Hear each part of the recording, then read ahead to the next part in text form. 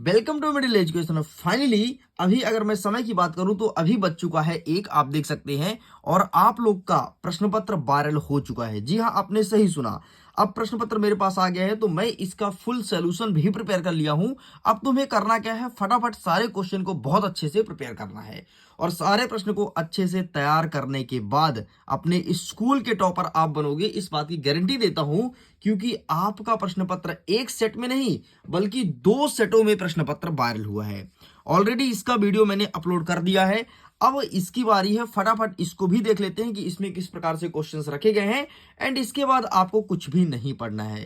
मैं आपको बता देता हूं, थोड़ी देर बाद सभी यूट्यूब चैनल में सब जगह आपको यही प्रश्न पत्र देखने को मिलेगा और आपसे यही बोला जाएगा कि अब सारे क्वेश्चन को अच्छे से प्रिपेयर कर लो, 100% एग्जाम में आएगा। तो मैं सबसे पहले दे रहा हूं, तो आप क्यों ना कि यहीं से सारे क्वेश्चन को प्रिपेयर कर लो विथ सॉल्यूशन, प्रश्न 1 से लेकर के 23 तक, अगर एग्जाम में टॉप करना है तो चलिए स्टूडेंट्स, हम देख लेते हैं हमारे क्वेश्चंस किस प्रकार से रहेंगे एंड किस प्रकार से होगा इनका सही उत्तर। एक बार देख लीजिए, आपका प्रश्न पत्र कुछ इस प्रकार से रहने वाला है। यहां से स्टार्ट होता है प्रश्न क्रमांक 1। थोड़ी मैं जूम करता हूं ताकि आपका नजर टोटल ऑन स्क्रीन होना चाहिए और सारे क्वेश्चन को बहुत अच्छे ढंग से समझना। तो चलिए ये मैं मोड़ लेता हूं एंड फटाफट आगे बढ़ते हैं। प्रश्न क्रमांक 1 कह रहा है कि निम्नलिखित में से सही विकल्प का चयन करके लिखना है। पहला नंबर कहता है अरब सागर में कौन सा द्वीप समूह स्थित है, तो यहां पर आपको लगाना है लक्षद्वीप। ठीक है, मैं सही आंसर बस बताऊंगा क्योंकि समय बहुत कम है और सारे आंसर को प्रिपेयर करना है। नेक्स्ट कह रहा है कि नर्मदा नदी का उद्गम स्थल कहां है, तो अमरकंटक से है। नेक्स्ट कह रहा है कि प्रथम विश्व युद्ध कब लड़ा गया, तो 1914 से लेकर के 18 तक लड़ा गया। द्वितीय विश्व युद्ध लड़ा गया था 1939 से लेकर के 44 तक। ठीक है, 45 लिखा है लेकिन 44 तक लड़ा गया था द्वितीय विश्व युद्ध। नेक्स्ट, संविधान की प्रारूप कमेटी का अध्यक्ष कौन थे, तो डॉक्टर भीमराव अंबेडकर साहब। करीम ने गांव में कौन सा केंद्र खोला था, तो उसने कंप्यूटर का केंद्र खोला था। नेक्स्ट कह रहा है कि अमूल्य सहकारी समिति का संबंध किस राज्य से है, तो गुजरात से है। जो अमूल्य दूध का पैकेट आता है वो गुजरात से ही बनती है। बाकी इस प्रकार से सब कुछ लिखा गया है।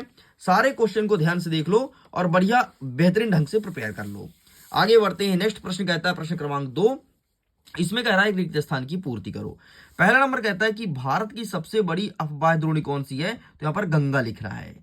नेक्स्ट कह रहा है कि लोगों का एक क्षेत्र से दूसरे क्षेत्र में चले जाना क्या कहलाता है, इसे कहते हैं पलायन। ठीक है, पलायन। सारे प्रश्न को अच्छे से रट लेना। नेक्स्ट कहता है कि जॉर्ज यूल नामक अंग्रेज अफसर ने शिकार के दौरान कितने बाघ मारे थे, तो 400 बाघ मारे थे। नेक्स्ट कह रहा है कि लोकतंत्र जनता के लिए जनता द्वारा शासन है, यह कथन किसका है, तो अब्राहम लिंकन का है। अब्राहम लिंकन उनका कथन है ये। नेक्स्ट कह रहा है, नेक्स्ट आपको कह रहा है कि महात्मा गांधी ग्रामीण रोजगार गारंटी अधिनियम कब आया था, 2005 में आया था। नेक्स्ट कह रहा है कि भारत में सबसे भयंकर अकाल कब पड़ा, तो भारत में सबसे अधिक अकाल कब पड़ा था, तो ये पड़ा था आपका 1985 में। ठीक, इस प्रकार से आपको लिखना है। सॉरी, 1885 में। ठीक है, 1885 में पड़ा था। नेक्स्ट आगे बढ़ते हैं। नेक्स्ट अब हम फटाफट सही जोड़ी मिलाते हैं। सही जोड़ी में प्रश्न क्रमांक हमारा 1 कह रहा है कि प्रथम जनगणना तो ये हुआ था 1872 में, ये होगा पहले का। दूसरा कह रहा है कि वर्साई की संधि कब हुई थी, तो 1829 में हुई थी। नेक्स्ट कह रहा है कि हिटलर का जन्म कब हुआ था, तो 1889 को हुआ था। नेक्स्ट कह रहा है कि प्रथम चुनाव आयुक्त तो कौन थे, तो सुकुमार सेन थे। नेक्स्ट, गैर कृषि कार्य, तो इसका सही आंसर आपको लिखना है डेयरी। एंड नेक्स्ट आपको कह रहा है गेहूं की क्रांति, तो इंदिरा गांधी। ये हो जाएगा आपका 6वां नंबर। इस प्रकार से आपका ये होता है कंप्लीट। सेम क्वेश्चन आप देख लीजिए, यहां पर इंग्लिश में अवेलेबल है, बढ़िया ढंग से प्रिपेयर कर लेना। आपके एग्जाम में 100% यही क्वेश्चन देखने को मिलेगा क्योंकि वायरल हो चुका है। और एग्जाम तो छोड़ो, थोड़ी देर बाद आप स्वयं देखना, विभिन्न प्रकार के यूट्यूब चैनल में यही प्रश्न पत्र देखने को मिलेगा। हमारा चौथा नंबर कहता है निम्नलिखित प्रश्नों का उत्तर एक शब्द या वाक्य में देना है। पहला नंबर कहता है कि भारतीय मरुस्थल की सबसे महत्वपूर्ण नदी कौन सी है, तो लूनी नदी। कौन सी है, लूनी नदी है। नेक्स्ट कह रहा है ग्रीष्म ऋतु में चलने वाली हवाओं क्या कहते हैं, तो लू कहते हैं, है ना। मम्मी लोग कहती हैं बाहर मत निकलना वरना लू लग जाएगा। नेक्स्ट कह रहा है कि भारत में सर्वाधिक लिंगानुपात किस राज्य में है, तो केरल राज्य में है। नेक्स्ट कह रहा है कि किस देश की संसद को ड्यूमा कहते हैं, तो रूस की संसद को ड्यूमा कहा जाता है।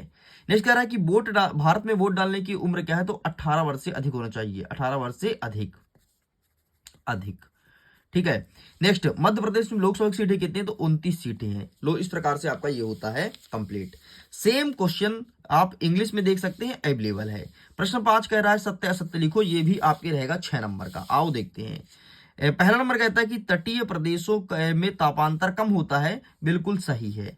नेक्स्ट कह रहा है कि 2011 के जनगणना के अनुसार सबसे अधिक जनसंख्या वाला राज्य उत्तर प्रदेश है, बिल्कुल सही है। रूस के छोटे किसानों को कुलक कहते हैं, गलत है। नेक्स्ट कह रहा है कि अमेरिका एक लोकतांत्रिक देश है, सही है। चुनाव में हारने वाली पार्टी सरकार बनाती है, गलत है। नेक्स्ट कह रहा है कि पालमपुर के किसान ने 2 फसल उपजाते थे या उगाते थे, बिल्कुल सही है। इस प्रकार से आपका केवल तीसरा और पांचवा गलत है, बाकी सब कुछ सही है। सेम देखिए इंग्लिश में अवेलेबल है, आप इसे अच्छे से प्रिपेयर कर लीजिएगा। आगे बढ़ते हैं प्रश्न क्रमांक 6। अब यहां से कमर कस लो, क्योंकि एक ही शॉर्ट में सारे प्रश्न का उत्तर देखने वाले हैं और बाकायदे एक एक चीज बताने वाला हूं। समय कम है, सारे क्वेश्चन को बेहतरीन ढंग से प्रिपेयर कर लेना। कहीं ऐसा ना हो कि बाद में आपको और लोग बोले कि इसी को पेपर को पढ़ना था, इसी पेपर को पढ़ना था, और आप बोलो कि ये तो मुझे पहले ही मिला था, लेकिन मैं ये समझ के छोड़ दिया कि ये नहीं आएगा। ठीक है, सारे क्वेश्चन को बेहतरीन ढंग से प्रिपेयर कर लो, दोस्तों तक साझा कर दो, कुछ भी मत छोड़ना, एकदम इसका पूरा निचोड़ के तुम पढ़ लो, डेफिनेटली टॉपर तुम रहोगे। देखो हमारा प्रश्न क्रमांक 6 कह रहा है कि भारत के पड़ोसी देश का नाम बताओ। तो भारत कई सारे पड़ोसी देश हैं आपके, अफगानिस्तान, पाकिस्तान, नेपाल, भूटान, चाइना, म्यांमार, बांग्लादेश, श्रीलंका, जो मर्जी लिख लेना। नेक्स्ट कह रहा है भारत के पूर्वी तट पर स्थित प्रदेशों का नाम बताओ। तो पूर्वी तट पर स्थित प्रदेश का नाम मैं बताता हूं, आपका पश्चिम बंगाल हो गया, उड़ीसा हो गया, आपका आंध्र प्रदेश हो गया। आंसर दिखा देता हूं, इतना आप लिख करके चले आना। आगे बढ़ते हैं, नेक्स्ट कहता है हमारा 7वां नंबर कि कोरियासिक बल क्या है। ठीक है, ये प्रश्न पूछा गया है, कोरियासिक बल क्या है। तो आइए इसका आंसर भी मैं दिखा देता हूं, लेकिन उसके पहले इसके अथवा में देख लो। अथवा में कहता है कि मानसूनी वर्षा की विशेषता बतानी है। तो ये रहा आपके सामने कोरियासिक बल, प्लीज आप इसका स्क्रीनशॉट ले लीजिए। ठीक है, नेक्स्ट मानसूनी वर्षा की विशेषताएं, तो ये मैं दिखा देता हूं आपके सामने विशेषताएं। ये रहा आपके सामने पहली विशेषता, ठीक है, ये रहा आपके सामने दूसरी, ये रहा तीसरी, चौथी, पांचवी, छठवीं, कई सारी विशेषता लिखी गई हैं, जो आपको ठीक लगे उसे लिख दीजिएगा। नेक्स्ट हमारा प्रश्न कह रहा है प्रश्न क्रमांक 8, नीम और तुलसी के एक एक औषधि उपयोग बताइए। ये प्रश्न पूछा गया है। तो ये रहा आपके सामने नीम और तुलसी के औषधि उपयोग, आप इसका ही फोटो खींच लो। ठीक है, बढ़िया लिख करके चले आना। आगे बढ़ते हैं, नेक्स्ट हमारा अथवा कह रहा है कि भारत के 2 राष्ट्रीय उद्यान का नाम लिखो। ठीक है, कोई 2 बता दो। तो कई सारे हैं, आपका काजीरंगा हो गया, कान्हा हो गया, आपका आसपास कौन कौन सा है, जैसे बांधवगढ़ उमरिया में है। ठीक है, तो जो आसपास हो वो भी लिख सकते हो। नेक्स्ट कह रहा है कि मैग्रो वन क्या है। ठीक है, क्या पूछा, मैग्रो वन क्या है। अर्थों कहता है कि सदाबहार वनों और पर्णपाती वनों के बीच में अंतर बताना है। कितना, कोई 2 अंतर बताना है, क्योंकि प्रश्न कितने नंबर का, 2 नंबर का है। तो आइए दिखाता हूं सबसे पहले मैग्रो वन क्या है। तो ये रहा आपके सामने मैग्रो वन, आप इसका स्क्रीनशॉट ले लो। सिंपल सा, ऐसे पेड़ जो पानी में उगे जाते हैं उसे कहते हैं मैग्रो वन, बस इतना तुम्हें लिखना था। एंड जो अंतर पूछा है, सदाबहार वन और पर्णपाती, पर्णपाती मतलब होता है पतझड़ वाला वन। तो ये रहा अंतर, स्क्रीनशॉट ले लो। आगे बढ़ते हैं, नेक्स्ट हमारा प्रश्न क्रमांक 10 कह रहा है कि फ्रांस में 14 जुलाई का क्या महत्व है, और अथवा कहता है कि जेकोबिन क्लब के सदस्य कौन थे। ये प्रश्न पूछा गया है। तो सबसे पहले हम दिखाते हैं कि 14 जुलाई का क्या महत्व है। ठीक है, तो ये रहा आपके सामने आंसर, आप इसका भी फोटो खींच लो। ठीक है, ये ठीक है स्क्रीनशॉट। एंड नेक्स्ट हमारा क्या पूछा था, नेक्स्ट हमारा जेकोबिन क्लब के सदस्य, तो ये रहा आपके सामने आंसर। ठीक है, आप इसका भी फोटो क्लिक कर लीजिए, ये रहा, ठीक है स्क्रीनशॉट। चलो आगे बढ़ते हैं, नेक्स्ट हमारा क्वेश्चन क्या कह रहा है, प्रश्न क्रमांक 11वां नंबर कहता है कि बाल्सविको ने अक्टूबर क्रांति के बाद कौन कौन से प्रमुख परिवर्तन किए, कोई 2 लिखना है। और अथवा में कहता है कि 1900 से लेकर के 1930 के बीच रूस में महिला कामगारों की स्थिति क्या थी। ये प्रश्न पूछा गया है। तो आइए सबसे पहले हम देख लेते हैं आपका बाल्सविको वाला। ठीक, तो ये रहा आपके सामने आंसर। ठीक है, स्क्रीनशॉट, एंड ये पूरा आपको लिख के कंप्लीट करना है। आगे बढ़ते हैं, नेक्स्ट कह रहा है हमारा अथवा कि इनकी स्थिति पूछा है महिलाओं की 1900 लेकर के 1930 के बीच। तो ये रहा इनकी स्थिति, आप इसका भी फोटो खींच लीजिए। आगे बढ़ते हैं, नेक्स्ट हमारा 12 नंबर कह रहा है कि स्लीपर क्या है, और बनों से कौन कौन से लाभ होते हैं, कोई 2 लाभ हमें बताना है। तो स्लीपर कुछ नहीं होता, जो रेल की पटरी होती है ना, तो रेल की पटरी जैसी बिछी है, तो रेल की पटरी के बीच में ऐसे ऐसे जो लकड़ी लगाए जाते हैं उसे स्लीपर कहते हैं। ठीक है, तो आप लिखोगे कि रेल की पटरी के बीच में बिछाया जाने वाला लकड़ी स्लीपर कहलाता है। अब बनों से कौन कौन से लाभ होते हैं, सबसे पहले हमें बनों से ऑक्सीजन मिलता है। ठीक है, इसके बाद चारागाह की प्राप्ति होती है, औषधि मिलती है, ठीक है, जड़ी बूटियां मिलती हैं, दवाइयां मिलती हैं, फल मिलते हैं, ईंधन मिलती हैं। तो ये सब बनों के लाभ हैं, तो जो ठीक लगे वो लिख लेना। नेक्स्ट हमारा 13 नंबर कह रहा है कि लोकतंत्र क्या है, तो आप सिंपल से लिखोगे लोकतंत्र मतलब होता है जनता का शासन, जिसमें जनता चुनाव करके सरकार का गठन करती है। बस इतना लिखना है लोकतंत्र, बाकी आंसर यहाँ पर लिखा गया है, अलग तरीके से भी देख सकते हो। नेक्स्ट हमारा क्या कहता है अथवा वाला कि लोकतंत्र के पक्ष में 2 तर्क दीजिए। तो सबसे पहले आप क्या लिखोगे कि इसमें सरकार का चुनाव जनता द्वारा किया जाता है और इसमें इसका जो निर्णय होता है वो निष्पक्ष तरीके से होता है। ठीक, तो ये रहा आंसर, बाकी देख लो, बाकी जो मैं बताया वो लिख दो, ज्यादा बेहतर है, क्योंकि अपने भाषा में आंसर आपन को लिखना है। नेक्स्ट 14 नंबर कहता है कि रंग भेद क्या है, और अथवा कहता है कि संविधान सभा के 2 सदस्य का नाम लिखो। सदस्य तो कई सारे हैं, जितने भी जो भी व्यक्ति जिनको आप आदर्श मानते हो वो सभी संविधान में काम किए हैं, चाहे आपके सरदार वल्लभ भाई पटेल हो, जवाहरलाल नेहरू हो, महात्मा गांधी हो, सारे व्यक्ति हैं। और रंग भेद का मतलब होता है कि कलर में गोरा और काला भेद करना। ठीक, तो ये रहा आंसर, टेका स्क्रीनशॉट। चलो आगे बढ़ते हैं। संविधान के सदस्य का नाम मैंने बता ही दिया, बाकी अगर देखना चाहते हो तो फिर भी इसका आंसर अवेलेबल है, तो इसको भी आप देख लीजिए। चलिए आगे बढ़ते हैं। नेक्स्ट हमारा 15 नंबर कहता है कि संसद के कितने सदन होते हैं, तो संसद के 2 सदन होते हैं, एक होता है आपका लोकसभा, दूसरा होता है राज्यसभा। नेक्स्ट अथवा कहता है कि प्रधानमंत्री का 2 कार्य बताओ। प्रधानमंत्री क्या क्या करता है, तो प्रधानमंत्री के कई सारे कार्य होते हैं। सबसे पहले मंत्री परिषद की मीटिंग करता है, ठीक है, मंत्री परिषद की समीक्षा करवाता है, और दूसरा ये हो गया कि एक राष्ट्रपति के सलाहकार के रूप में कार्य करता है। तो बस ये 2 तुम्हें लिखना था। आगे बढ़ते हैं। 16 नंबर कह रहा है कि सकल के माता पिता का नाम क्या था, तो माता और पिता का नाम पूछा गया है, तो माता का नाम शीला था और पिता का नाम बूटा था, आंसर यहाँ पर लिखा गया है। नेक्स्ट अथवा कहता है कि प्रच्छन्न बेरोजगारी से आप क्या समझते हैं, जरा इसे समझना। जैसे एक खेत है, ठीक है, एक खेत में काम करने के लिए 4 व्यक्ति की आवश्यकता है। आपके घर में 6 व्यक्ति हैं, तो 6 के 6 व्यक्ति खेत में चले गए इसी खेत में काम करने के लिए। आवश्यकता कितने की थी, 4 की थी। काम करने कितने पहुंच गए, 6 पहुंच गए, 2 व्यक्ति एक्स्ट्रा पहुंच गए। तो जो 2 व्यक्ति एक्स्ट्रा पहुंच गए उनको कहा जाएगा प्रच्छन्न बेरोजगारी, मतलब आवश्यकता से अधिक लोगों को लगा होना, यही प्रच्छन्न बेरोजगारी कहलाता है। भाई तुम 2 लोग अगर बचे हो तो जाओ कोई और काम करो ना, कहीं और से पैसे कमाओ, क्या जरूरी कि खेत में ही काम करो। ठीक, तो ये आंसर लिखा गया है, आप इसका फोटो खींच लो। ठीक है, ये रहा प्रश्न में जानकारी भी दिया है, बाकी आपको ऊपर वाला बस लिखना है, क्योंकि प्रश्न छोटा है, 2 नंबर का प्रश्न है। आगे बढ़ते हैं। 17 नंबर कहता है कि जन्म दर से आप क्या समझते हैं, तो सिंपल सा 1000 व्यक्तियों में से ये जितने बच्चों की जन्म हुई है और जो जीवित हैं उसे कहेंगे जन्म दर। ठीक है, मरे हुए बच्चों को काउंट नहीं करेंगे, वो मृत्यु दर में आ जाएगा। अथवा कहता है कि मानव पूंजी निर्माण में स्वास्थ्य की क्या भूमिका है, तो इन सबका आंसर मैं दिखा देता हूं। सबसे पहले आप देख लो जन्म दर क्या होता है, तो ये रहा आंसर। ठीक है, आप इसका स्क्रीनशॉट ले लो। एंड नेक्स्ट आपका कहता है कि मानव पूंजी निर्माण में स्वास्थ्य की अहम भूमिका है, तो ये देख लो। ठीक है, लिखना है कि मानव पूंजी निर्माण में स्वास्थ्य की अहम भूमिका है। स्वास्थ्य एक व्यक्ति के शरीर और मानसिक कल्याण को मापने का तरीका है। स्वस्थ व्यक्ति ज्यादा उत्पादक और कुशल होता है। स्वास्थ्य के कारण ही व्यक्ति रोगों से लड़ पाता है और जीवन की समस्याओं को आसानी से निपटाता है। नेक्स्ट हमारा कह रहा है प्रश्न क्रमांक 18 कि भारत में मानक समय की आवश्यकता क्यों होती है, तो ये रहा आपके सामने मानक समय, आप इसका स्क्रीनशॉट ले लीजिए। नेक्स्ट हमारा अथवा कह रहा है कि भुवन पोर्टल पर टिप्पणी लिखिए, तो ये रहा आपके सामने भुवन पोर्टल, प्लीज आप इसका फोटो खींच लो। आगे बढ़ते हैं। नेक्स्ट हमारा 19 नंबर कह रहा है कि जब चारा गाय सूख जाता है तो चरवाहे के जीवन पर क्या प्रभाव पड़ता है, ये प्रश्न पूछा गया है। तो भाई साहब चरवाहे के जीवन पर बहुत सारा प्रभाव पड़ता है। जैसे देखो, इनकी जो मवेशियां होती है वो भूखी लगने लगती हैं, बीमार से लगने लगती हैं, ठीक है, उनकी मवेशियां मर जाती है तो संख्या कम हो जाती है। इस प्रकार से कई सारी समस्याएं होती हैं, यहाँ पर सारी समस्या लिखी गई है, प्लीज आप इसको देख लो। इतना ही नहीं, अगर इसके पीडीएफ को डाउनलोड करना है, लिंक डिस्क्रिप्शन बॉक्स में दिया गया है, जाकर के पीडीएफ को डाउनलोड करो। क्वेश्चन पेपर विथ सोल्यूशन सब कुछ पीडीएफ में अपलोड कर दिया गया है। हमारा अथवा कहता है कि आपराधिक जनजाति अधिनियम बनाने के क्या कारण थे, ये प्रश्न पूछा गया है। तो ये रहा कई सारे कारण इसके कि आपराधिक जनजाति अधिनियम क्यों बना। ठीक, कारण लिखा गया 4 कारण, तो 4 कारण ही लिखना है क्योंकि प्रश्न आपके 4 नंबर का है।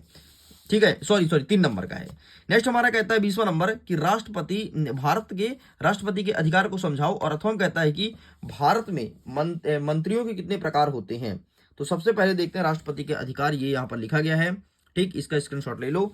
एंड नेक्स्ट कहता है कि मंत्रियों के क्या बोला है, मंत्री कितने प्रकार के होते हैं, 3 प्रकार के होते हैं। कौन कौन से, कैबिनेट, राज्य और उपमंत्री। बस इतना तुम्हें लिखना था।